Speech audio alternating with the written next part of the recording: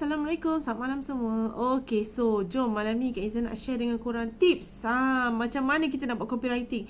Selalu kan kita ada problem, macam mana kita nak buat. Kita cakap pasal problem lah pula kan. Selalunya sekejap ya, Kak Izzah nak share link dulu sebelum Kak Izzah start. Okay, so selalunya kan kita bila nak join business ni, bila kita nak buat business ni, kita selalu cakap macam mana nak buat copywriting. Saya tak pandai lah buat copywriting. Copywriting nanti ada dibagi ke? Kan? Macam-macam soalan yang kita akan tanya kan bila kita nak start buat business ni. Especially about copywriting lah. Copywriting macam mana, gambar macam mana nak dapat, bahan untuk marketing macam mana. So itu adalah common question yang apa orang cakap, yang orang akan tanya bila nak join business. Okay, sekejap ya. Alright, sat. Kita share sekejap ya.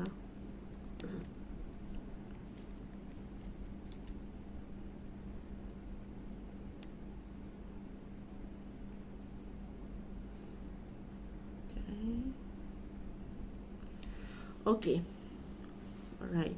Okay, so jom kita share 3 tips. 3 tips macam mana kita nak start buat copywriting. Okay, so tak kisahlah sama ada kita baru join business ataupun kita dah lama join business. Kadang-kadang walaupun kita dah join lama business, still kita tak tahu macam mana nak buat copywriting yang menarik, yang senang kita nak attract orang untuk copywriting saya tak cukup power lah, saya nak kena join kelas copywriting ke.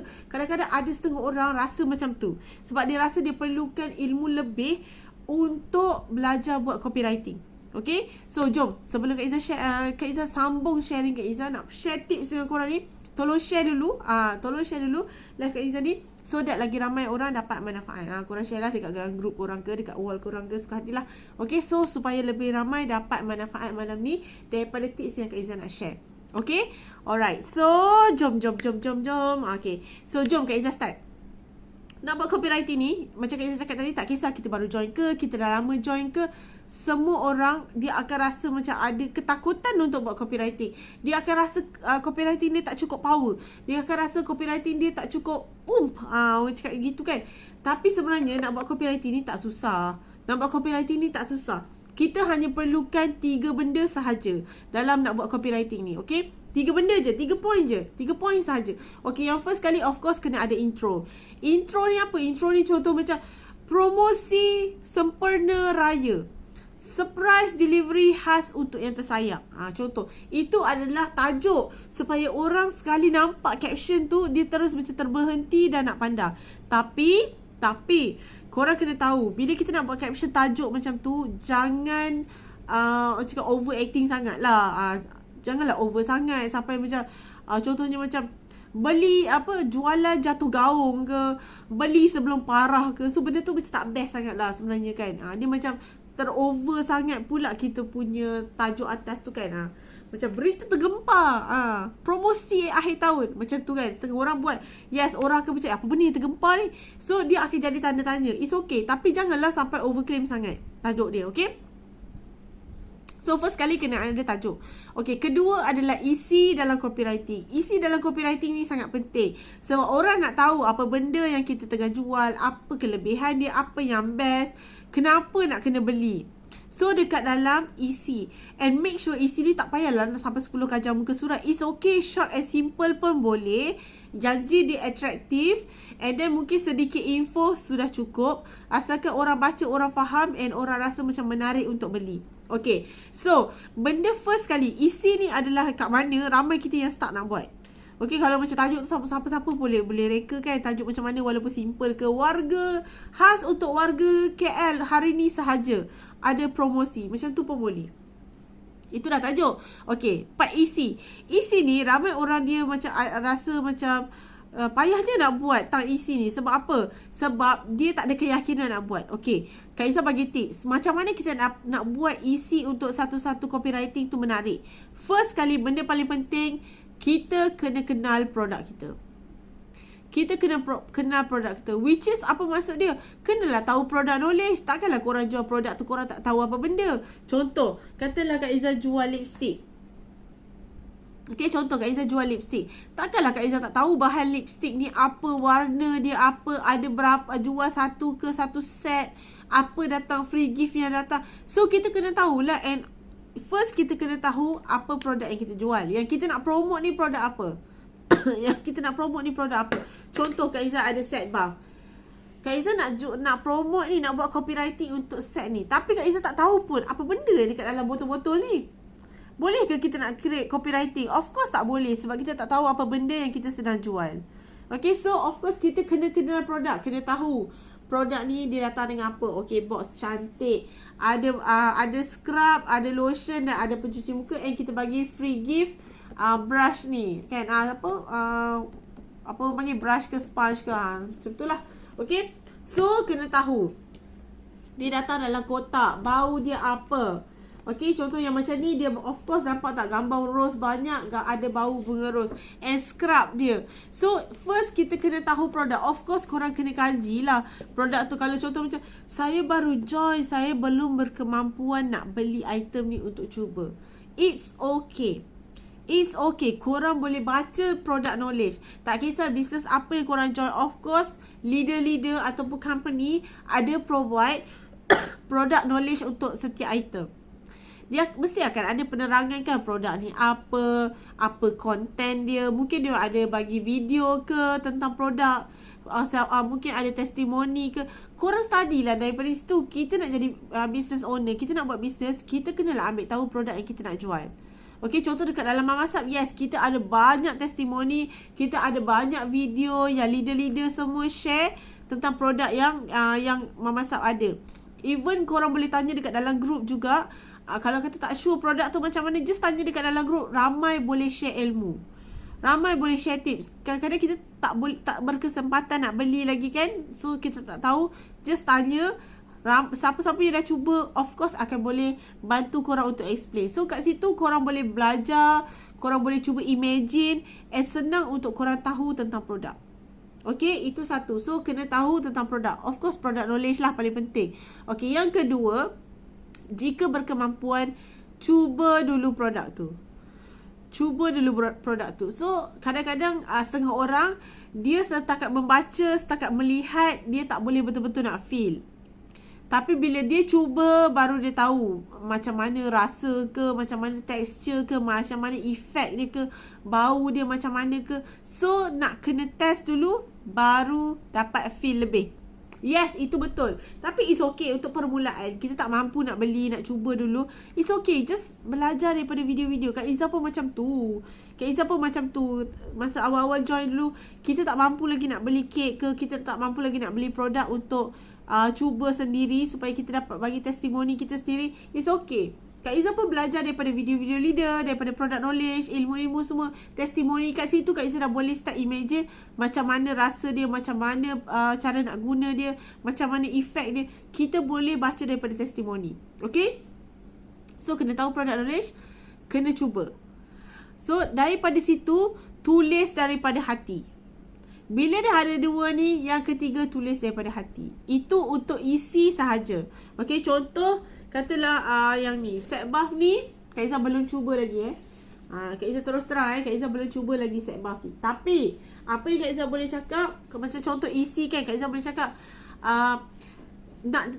nak bagi hadiah untuk yang tersayang, atau penting nak fikir hadiah apa nak bagi, boleh dapatkan set buff Mamasab. Sebab dekat dalam ni ada 4 item dan datang dengan kotak yang cantik. And yang best dia ada haruman rose yang sangat menyegarkan. Macam mana Kak Izzah tahu? First, of course, daripada orang-orang yang dah guna. Kedua, daripada kotak dia sendiri. And yang ketiga, bila Kak Izzah buka, memang ada bau rose. Memang ada bau rose. Bau rose dia sangat soft, ala-ala potpourri gitu. So, of course, kita boleh gunakan apa yang kita tahu untuk kita explain. So, macam contoh lah macam ni kan. Kalau kata Kak Izzah tak ada set buff ni, ataupun tak buka lagi set buff ni, untuk Kak Izzah nak tahu ada bau ke tak, bau dia macam mana semua, Kak Izzah akan tanya dekat kawan-kawan yang dah guna.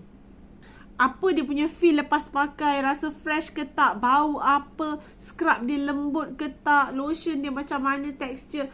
Orang boleh tunjuk. Ada video daripada leader-leader yang share. So, kita lah kena study. Okay, so dekat situ kita dah boleh buat isi kita punya copywriting. Copywriting untuk marketing tak semestinya kena bahasa baku. Ayat santai pun okey. Tak payah pun nak panjang berjela-jela, just short sahaja pun boleh. Okay? Contoh Contoh Kak Izzah buat copywriting untuk set buff ni. Okay, tajuk Kak Izzah boleh letak mencari hadiah istimewa untuk yang tersayang. Okay, contoh mencari hadiah istimewa untuk yang tersayang. Itu dah boleh jadi tajuk. Okay, so dekat bawah kita boleh letak, okay, Mama Sap ada set buff yang baru datang dengan kotak yang cantik and ada 4 barang dekat dalam satu kotak sesuai untuk dijadikan hadiah untuk yang tersayang. Ataupun set hantaran ke contoh, ataupun door gift. So just letak macam tu sahaja pun dah cukup. Kalau berminat, okay, yang last kali penutup kita kena ada CTA. CTA ni apa? Call to action. Means that kita nak tarik orang untuk terus tekan link kita membeli dengan kita. So CTA dia, berminat boleh hubungi Kak Niza sekarang untuk booking order. Contoh macam tu ini contoh. So letak link WhatsApp kita and make sure bila korang letak link WhatsApp, letak link yang betul. Jangan korang nak spell WhatsApp tu WASSAP. Jangan nak letak WASUP. Benda tu semua spelling yang salah. Orang tak boleh tekan link kita. Kita dah rugi peluang kat situ. Sebab Kak Izzah pernah jumpa ramai ejen tersilap letak link. Korang bayangkan, kalau semua iklan korang, kalau kata sehari korang iklan beratus-ratus iklan, semua iklan korang salah link WhatsApp, korang dah rugi banyak peluang. So make sure link WhatsApp korang adalah link WhatsApp yang betul. Okay, macam mana nak tahu link WhatsApp tu betul? Jom Kak Izzah share sikit dekat sini. Kak Izzah share dekat sini, Kak Izzah link WhatsApp Kak Izzah. So korang boleh tiru korang boleh guna link WhatsApp ni. Just letak nombor phone korang lah. Jangan letak nombor telefon Kak Izzah kan. Kalau nanti orang tekan link ni, dia beli dengan Kak Izzah pula. Okay, so korang boleh letak macam ni. Contohnya, contoh macam ni. Sekejap Okay, ini adalah link WhatsApp. Salah satu cara buat link WhatsApp yang betul. Ini paling simple lah. Okay, ini paling simple yang korang boleh guna. Just copy je. Korang boleh guna, korang boleh save dekat clipboard korang ke, dekat notes korang ke, suka hati korang lah. Okay, so just letak macam ini adalah spelling yang betul whatsapp.my. Sebab kita dekat negara Malaysia, kena ada slash, kena ada 60 sebagai kod negara. Lepas tu letak nombor telefon korang. Korang nak buat takat tu pun boleh. Tapi kalau korang nak letak macam contoh Kak Izzah buat slash set buff. So yang ni adalah keyword yang bila orang tekan link kita, keyword ni dulu akan sampai dekat kita.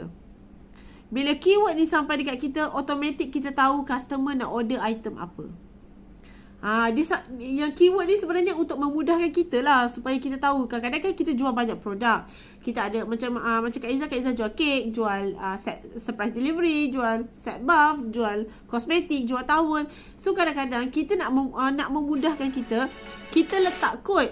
Bila kita letak kod macam ni, keyword macam ni, kita tahu customer tu dia berminat untuk beli produk apa. So lagi cepat kita berurusan dengan customer tu.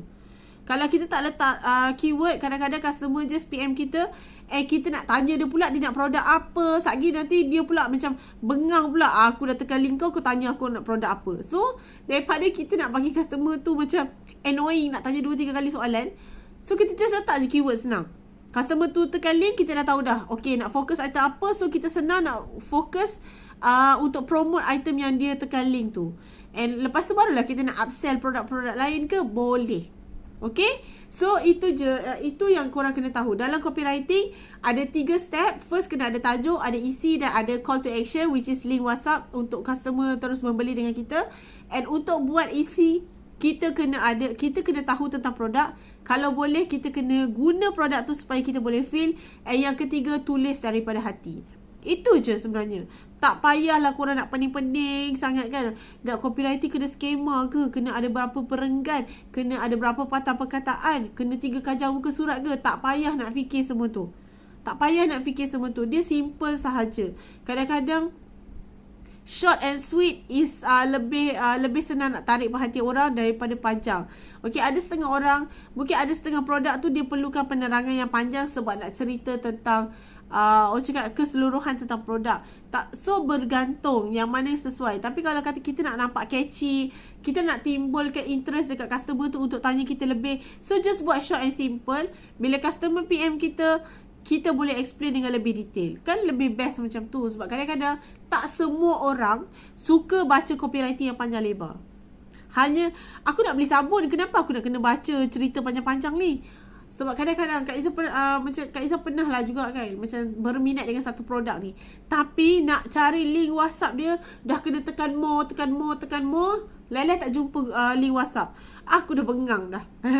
Kan? Lain-lain lebih baik aku cari kat Shopee je. Begitu. So sayang lah. Nampak tak? Kat situ dah miss peluang lagi. So make it short and simple. Nampak clear kita punya link WhatsApp untuk orang contact kita. Itu yang lebih baik. Sebab ada setengah seller dia prefer untuk orang messenger dia. Nak messenger pun boleh. Tapi adakah kita orang yang cepat respon kepada messenger? Sebab kebanyakan orang dia prefer untuk WhatsApp direct. Lebih senang. Waalaikumsalam, it's okay, tak apa Fiza. So ada setengah orang dia lagi suka kalau kata nak WhatsApp terus. Sebab dekat WhatsApp ni dia rasa lebih selesa, dia lebih yakin nak berkomunikasi dengan orang tu. And then kalau macam seller tu dia ada WhatsApp business, dia boleh tengok katalog seller tu. So benda-benda macam tu kita kena ambil tahu juga tau. Jangan kita rasa macam aku malas lah orang nak WhatsApp aku, kau duduk je lah kat messenger tu, bila aku rasa nak tengok aku tengok. Means that kita yang tak, as a seller kita tak serius. So kita yang kena set diri kita, bila kita choose nak buat bisnes, kita kena serius, ambil serius macam mana nak memudahkan customer untuk berhubung dengan kita.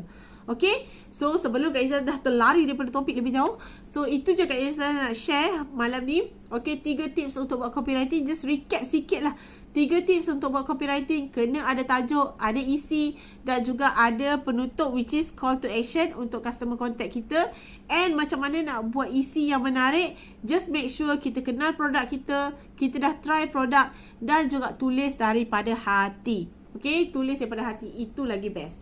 Okay, so itu je sharing Kak Izzah malam ni. So, hopefully memberi manfaat kepada korang, untuk bantu korang untuk lebih berjaya luar biasa dalam apa juga bisnes yang korang buat. Okay, thank you semua. Selamat malam. Assalamualaikum. Bye.